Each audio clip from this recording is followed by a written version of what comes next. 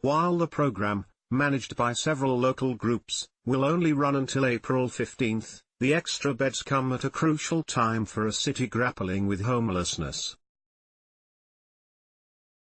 No one is indifferent to this situation, which is just as disturbing as it is worrying, Montreal Mayor Valérie Plante told reporters at a press conference last month. It was therefore imperative for us to quickly meet with all of our partners to find solutions.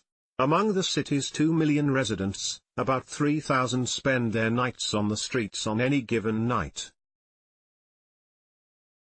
Available shelter beds, on the other hand, are estimated at around 1,000.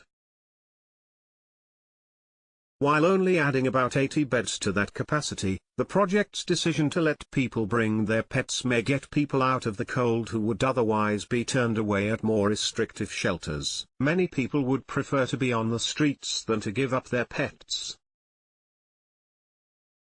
Photo, Bogdan Sonyekny/Shutterstock. What we've been finding over the years is that our places are absolutely full to bursting, Matthew Pierce, President and CEO of the Old Brewery Mission, tells MNN. The organization, which will help run the shelter, has been lobbying the city to create more space for years. All the beds are occupied. And people still come to our doors, Pierce says. We've been accommodating them, so we don't turn people away in the cold, on the floor of our cafeteria, for example. This is not dignified. This is not humane. This is not the proper way to host people in an organization that seeks to move people out of homelessness and back into society. It's not an expression of respect for the individual or a sense that they have a place in society, to tell them they have to go and sleep on the floor. The Royal Victoria Hospital, closed since 2015, will now keep a light on for the homeless. Photo, Mark Bruxel/Shutterstock. Some people don't even get a chance to be indoors, choosing instead to brave the brutal cold alongside their pets. The site of the former hospital won't force people to make that decision, reserving a special space within its walls for animals. None of the existing main resources for homelessness are equipped in such a way as to allow pets to come in, Pierce explains. These are people who, because of that, are left without an option. At least in winter, let's give them an option. The tide is turning while the overwhelming majority of shelters, of all types, don't allow pets. The situation may be starting to change.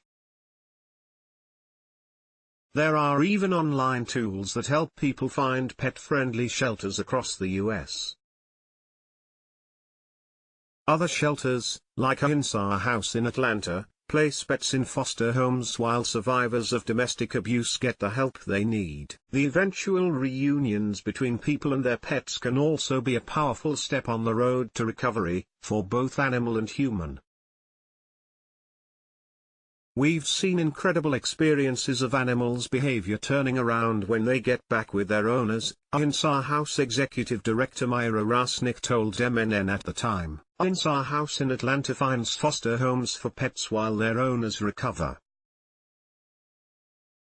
Photo, Josh Meister. Photo, at the Old Royal Victoria Hospital, at least for a few months, people won't have to spend a second apart from their furry friends, companions that have stood at their side through the most difficult times. And neither will have to bed down on a cold hard floor.